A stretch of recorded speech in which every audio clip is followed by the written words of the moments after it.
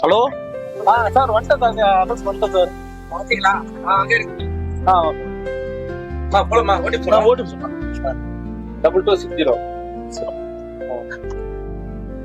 30 ரூபா மட்டும் எக்ஸ்ட்ரா கொண்டேன். 30 ரூபா என்ன அமௌண்ட் கொடுக்குறதால எனக்கு எல்லாம் கொடுக்க முடியாது. அண்ணா கேஸ் ரேட்லாம் எவ்வளோ இருக்குது பார்த்துருக்கேண்ணா. கேஸ் தட்டுப்பாடு அதிகமாக இருக்குண்ணா.